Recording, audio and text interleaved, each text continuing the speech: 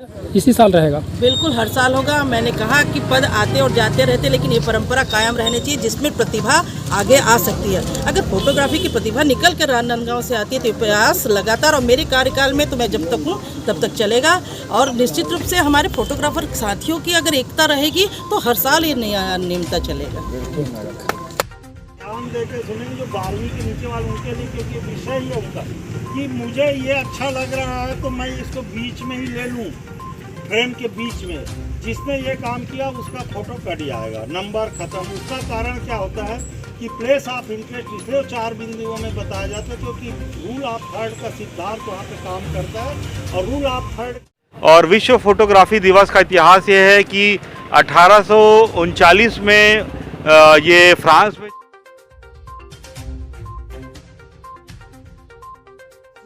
के लिए पूरा जीवन पड़ा था। अभी से जो उनकी हैबिट बनेगी फोटोग्राफी करने के लिए, वही आगे जात होगी। अगर मैं किसी 30-40 साल के व्यक्ति को बोलूँगा कि तुम ये सीखो वो सीखो, तो वो शायद जल्दी न सीख पाए। सबसे बेस्ट फोटो जो राजनांदगांव की सुंदरता ऊपर है जमा किया हूँ।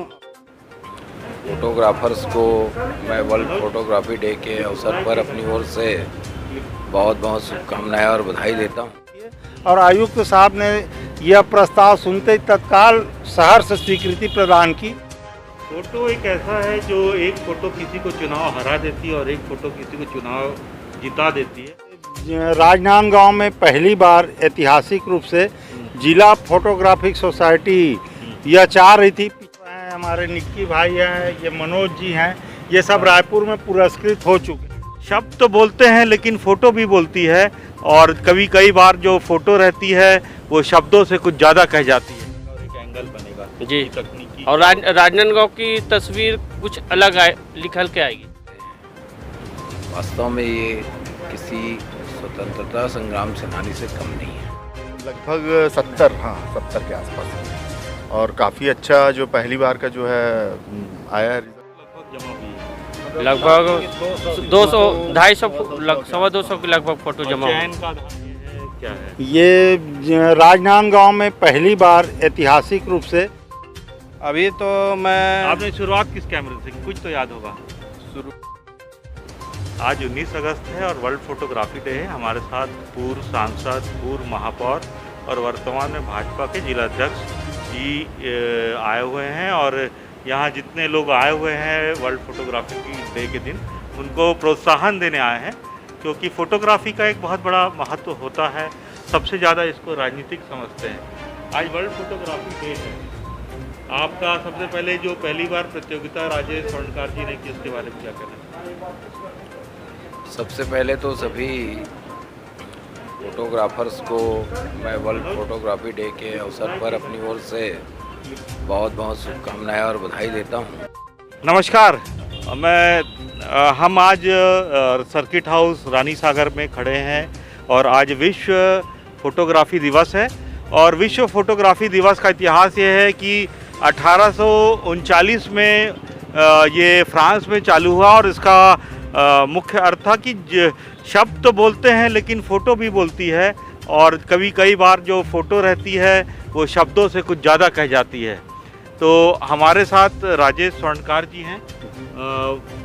बताइए, आप इसका आयोजन किए हैं, क्या है? ये राजनांदगांव में पहली बार ऐतिहासिक रूप से जिला फोटोग्राफिक सोसाइटी यह चाह रही थी पिछले वर्ष से कि ऐसा कोई कार्यक्रम हो।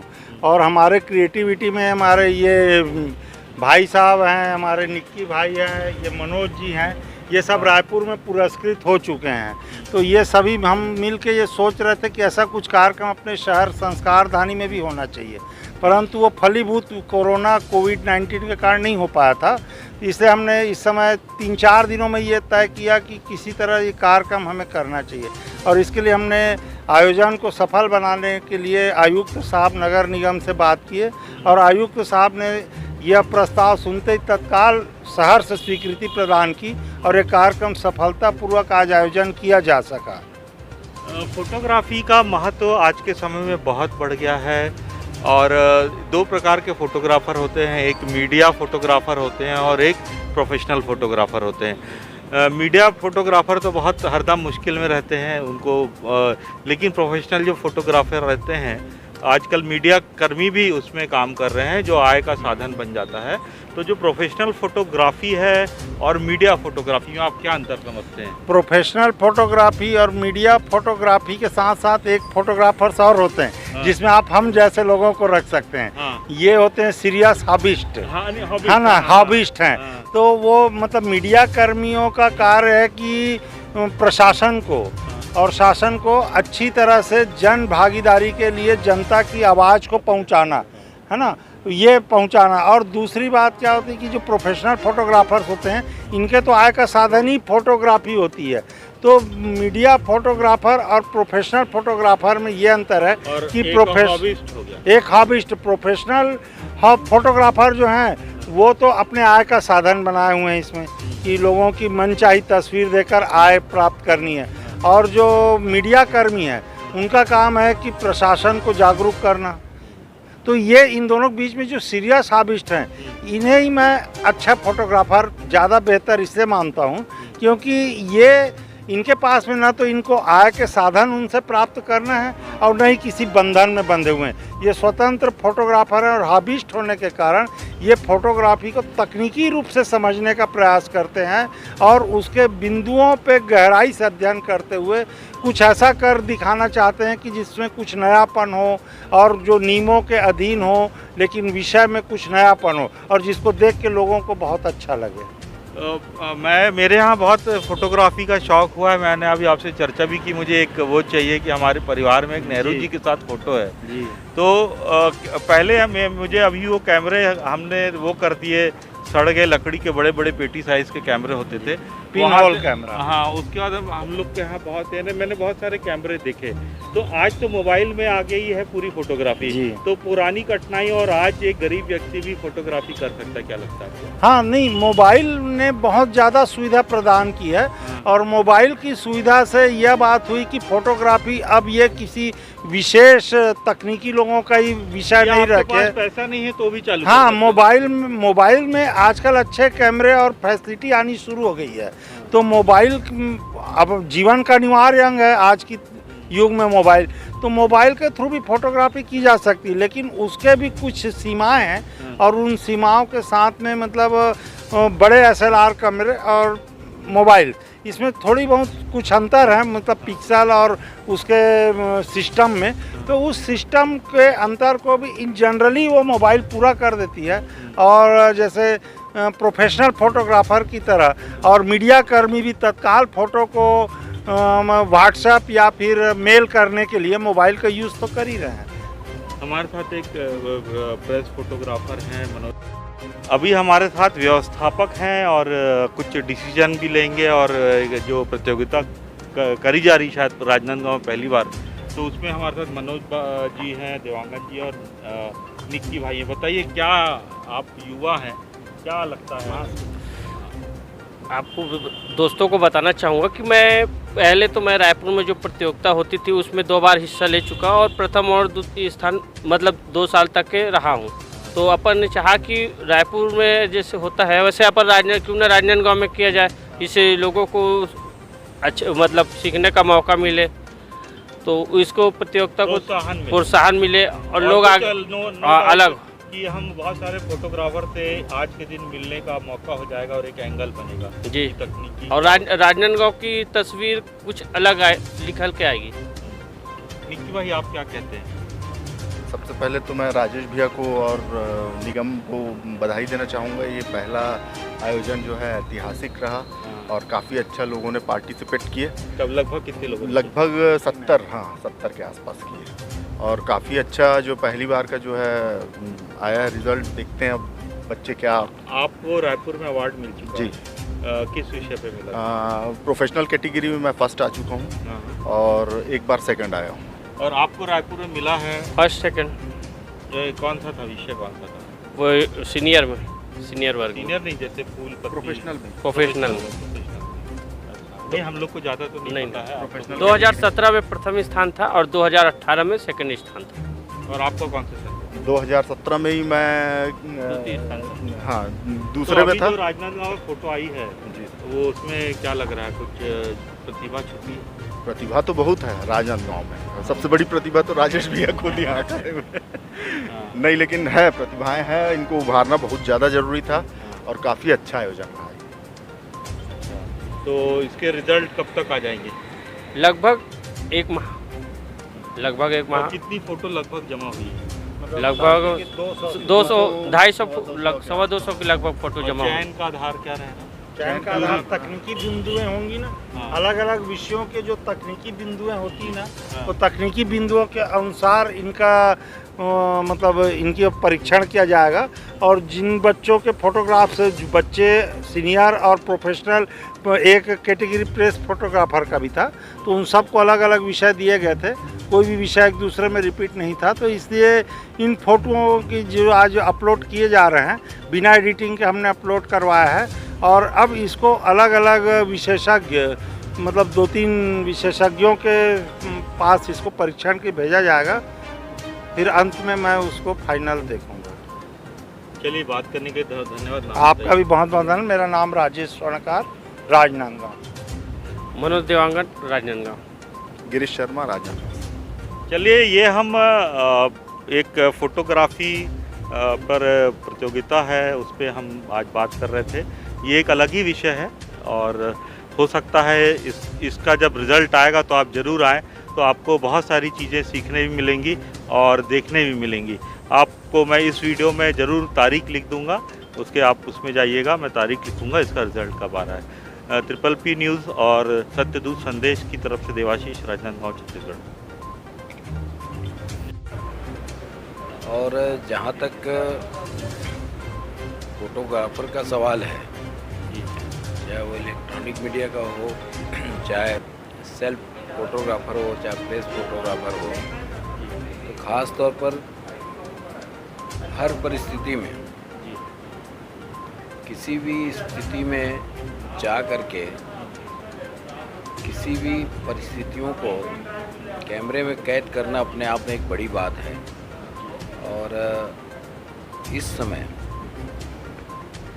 जब हम 1.5 साल से अधिक समय कोरोना के कार्यकाल से गुजर रहे हैं, इस समय उन्होंने जो हर स्थिति परिस्थितियों का जो फोटोग्राफ्स किया, ये अपने आप में अद्वितीय है। वो सभी लोग जो लोग इस समय अपने जान की परवाह ना करके समाज के सामने परिस्थितियों को सामने लाने का काम किया, उन सबको मैं अपनी ओर से शुभकामनाएं और बधाई देता हूँ। ये भी संभव है, इसके चलते कुछ लोगों को कोरोना भी हुआ होगा, इसके चलते कुछ लोगों को कोरोना होने के बाद अपनी जान भी गंवानी पड़ी होगी। ऐसे लोगों को मैं श्रद्धांजलि देता हूँ। लेकिन ये बहुत बड़ी बात है कि हर विपरीत परिस्थिति में फोटोग्राफर्स जो हैं वो समाज के सामने जो दृश्य है समाज का, परिस्थितियों का, उनको सामने लाने का काम करते हैं। वास्तव में ये किसी स्वतंत्रता संग्राम सेनानी से कम नहीं है।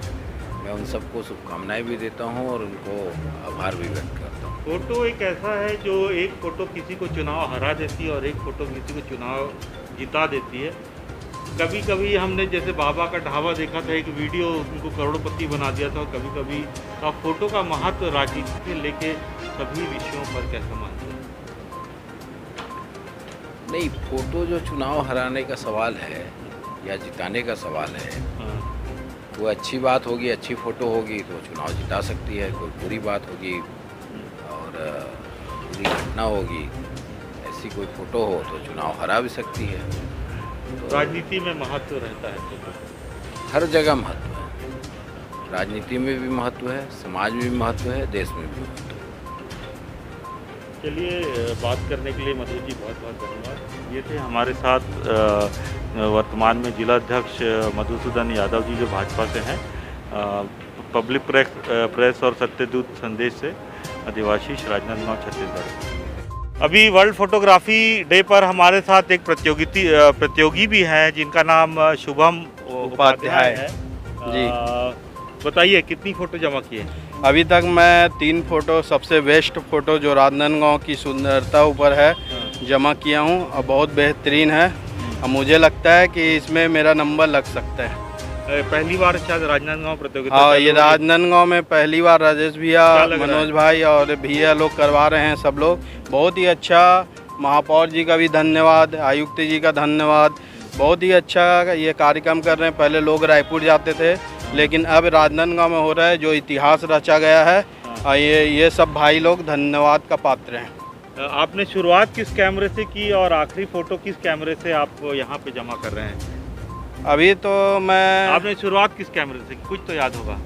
शुरुआत में मैं छोटा वाला कैमरा जो स्टील कैमरा आता है उससे चालू किया था। हाँ। उसके बाद अभी कोलपिक्स का आता है, उससे फ़ोटो खींचकर मैंने दिया हूँ। मोबाइल कैमरे और दोनों में अंतर रहता है? जी, बहुत अंतर रहता है। कैमरा होता है, मोबाइल का उतना आप जूम और ब्लर नहीं कर सकते जितने कैमरे से कर सकते हैं। नाम बताइए। शुभम उपाध्याय, राजनांदगांव। ये थे शुभम उपाध्याय, प्रतियोगी हैं। 69 प्रतियोगियों में ये भी हैं। हम इनसे बात कर रहे थे ट्रिपल पी न्यूज़ और सत्यदूत संदेश से।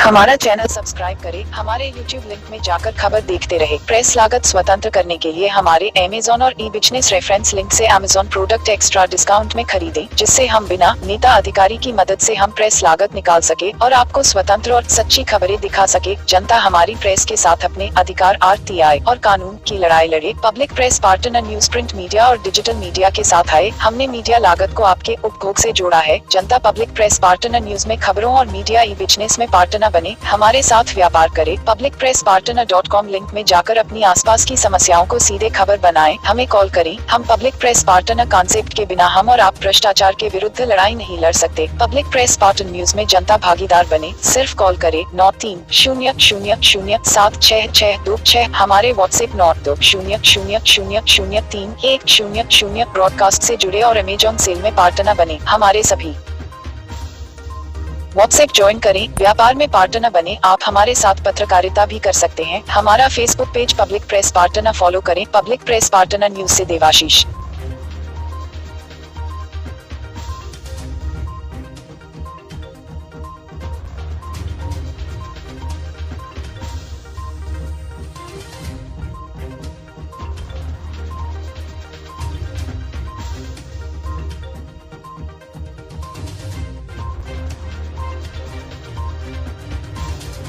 नमस्कार, पब्लिक प्रेस पार्टनर न्यूज़ से देवाशीष। हमसे अमेज़ॉन के सामान इसलिए ख़रीदें क्योंकि हम बिना भ्रष्ट नेता, अधिकारी, व्यापारी के पैसे से हम प्रेस को चलाना चाहते हैं, जिससे पब्लिक की प्रेस रही आए। क्योंकि पब्लिक की प्रेस के लिए पब्लिक का पैसा चाहिए और नेता की प्रेस के लिए नेता का पैसा चाहिए। तो आपको समझ आ रहा है मैं क्या बोल रहा हूँ। तो हमारे माध्यम से अमेज़ॉन का सामान खरीदिए। अच्छा लगे तो, अगर कुछ सुधार चाहिए तो एक ट्रायल मार के देख सकते हैं। धन्यवाद। पब्लिक प्रेस पार्टनर न्यूज़ से देवाशीष।